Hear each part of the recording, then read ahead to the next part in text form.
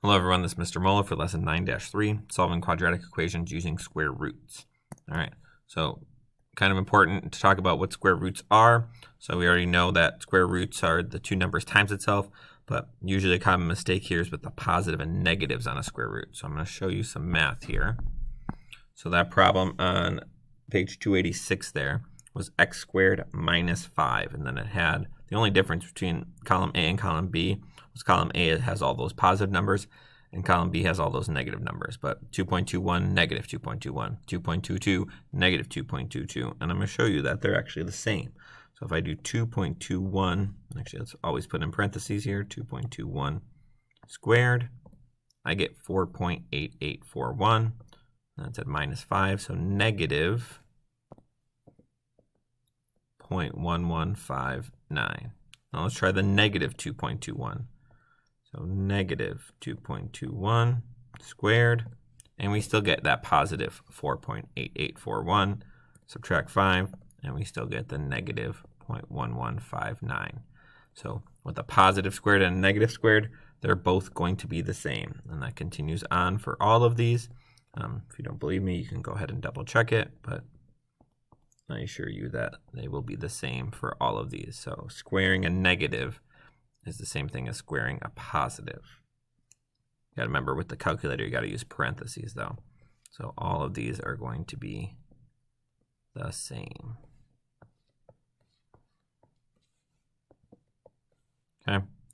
So looking at some of these problems here, they're going to try and trick you with a couple of these, and it's really all about the sign. So remember, we're going to try and factor these.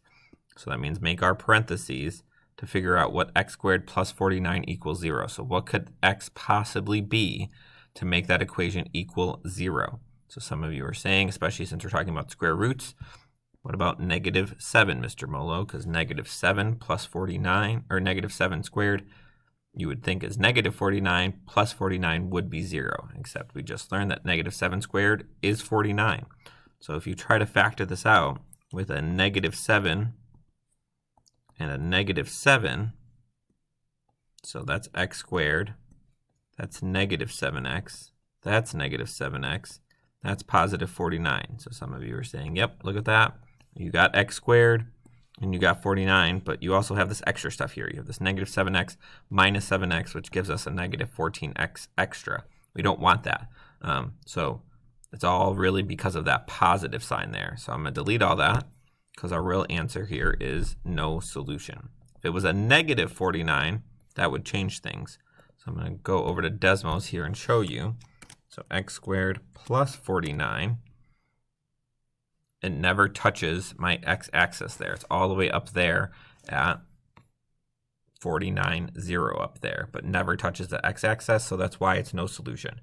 And if I change that to a negative 49, well, now 7s work. So negative 7 and positive 7.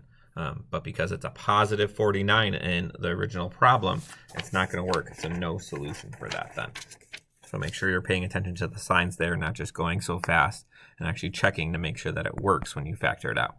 Here we have x squared minus 25 equals 0.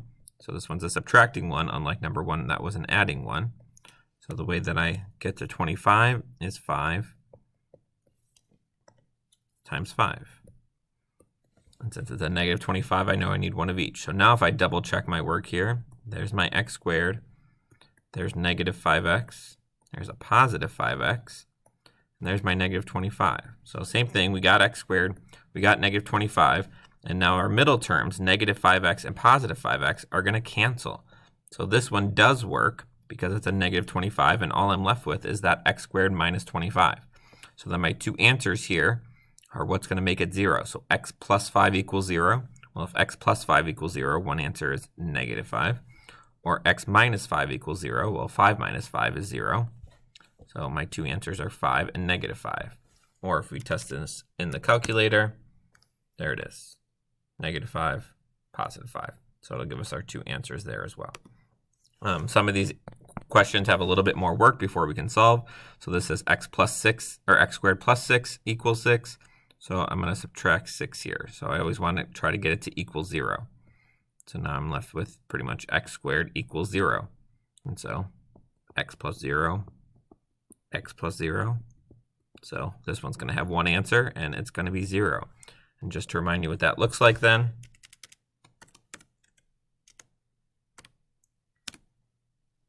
it's going to look like that. So it's crossing the x-axis one time, and that one time is going to be at 0.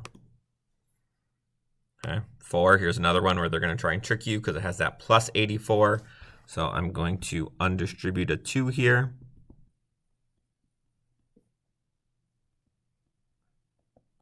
So I have 2 and then x squared plus 42. Well, first of all, 42 is not a perfect square, and there's no way that I can get something that's going to be negative to get negative 42 to cancel that out. So if I test this out in my Desmos here, so 2 x squared plus 84. There we go. The graph's way up there. It's never touching the x-axis. So that's going to be a no solution. Here, kind of the same thing, except now it's a minus 72. So divide everything by 2. So 2x squared divided by 2 is just x squared. Negative 72 divided by 2 is 36 equals 0. So now this looks like it's possible. What can I square and then subtract 36 from and have it equal 0? Well, I can square 6. I can do 6 times 6 is 36. And negative 6 times 6 is 36. So then again, we're going to write it out like this. And then our two answers are x plus 6 equals 0. So negative 6 plus 6 equals 0. And then x minus 6 equals 0. So positive 6 minus 6 equals 0. So then just make sure you're paying attention to the signs there. Those will be the key here. Number 7, kind of the same thing. We're going to try and get that to equal 0. So I'm going to subtract 151 from each side. So I'm left with 8x squared and then minus 200 equals 0.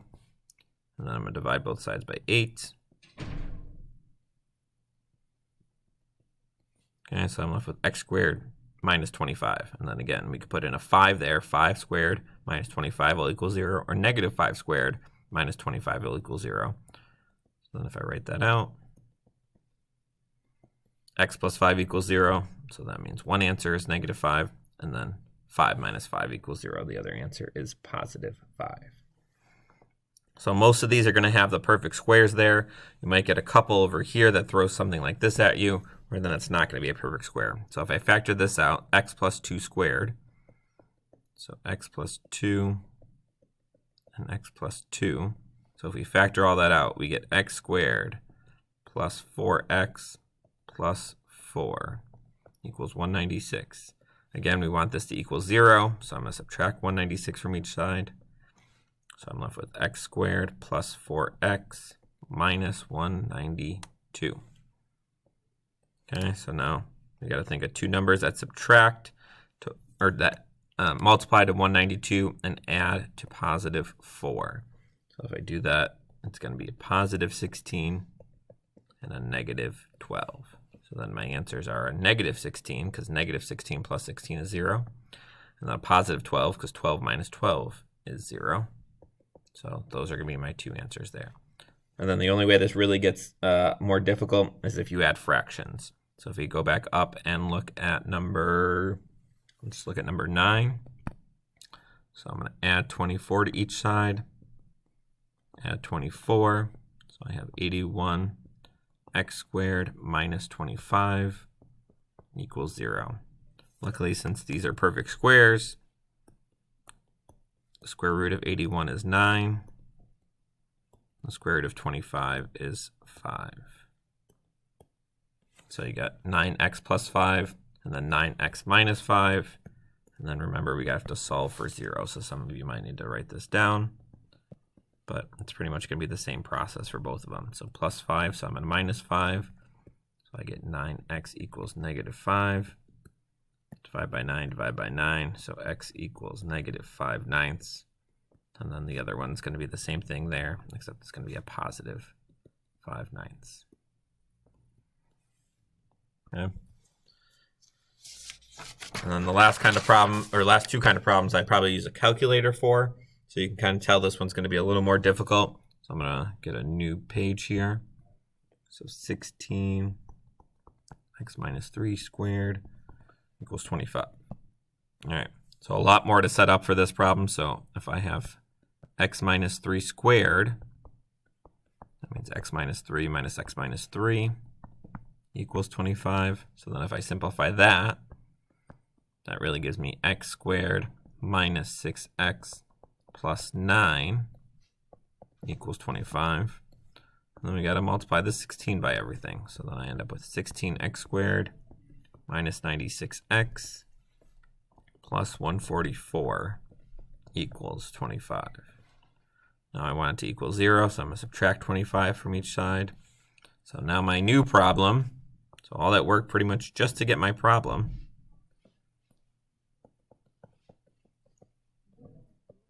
plus 119.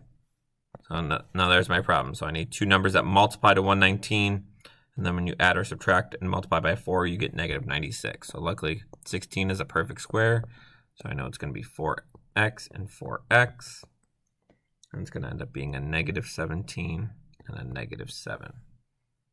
And then if we factor all that out, we would get 16x squared minus 96x plus 119, and then kind of the same thing on that last problem. So set them both equal to 0. So add 17 to each side, divide by 4. So 17 over 4 for one answer, and then you do the same thing for that one, and you end up with 7 over 4. Okay. I think these are going to be a lot easier in a calculator. So if I type in 16x minus 3 squared equals 25. Oh, got to do some zooming now. So we'll get our two answers there. So 1.75, which is the same as 7 over 4, and 4.25, which is the same as 17 over 4. So that'll give us our two answers. And then the last one here, when it says round to the nearest hundredth, that's pretty much a good sign that you're going to want to use a graphing calculator. You could do it without it. You're going to need a calculator no matter what. But so let's subtract 8 from each side. So I'm left with x squared minus 2 equals 0. Well, I need to pretty much figure out the square root of 2 then. So I can do that. So the square root of 2 is about 1.41. And remember, it could be positive 1.41 or negative, so I put that plus minus sign there. Or, again, you could plug it into Desmos. So if I do x squared plus 6 equals 8, and there it is. Negative 1.414, positive 1.414. Same thing here. I'm going to subtract 3 from each side, so I get it to equal 0. So x squared minus 15 equals 0. So x squared minus 15 equals 0. So what can you multiply to get 15? So what's the square root of 15? 3.872. Or if I plug that into my graphing calculator,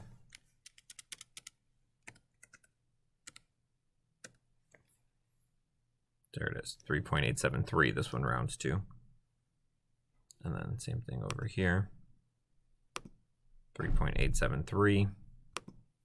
And yeah, they're right, it should be 3.873 because that 29 would round up to a 3. So same thing, positive, negative, 3.87. Actually 3.87 because it says rounds to the nearest hundredth. So kind of a key sign there when it says rounds to the nearest hundredth, you're probably going to break out either a graphing calculator or the Desmos calculator to get those problems done.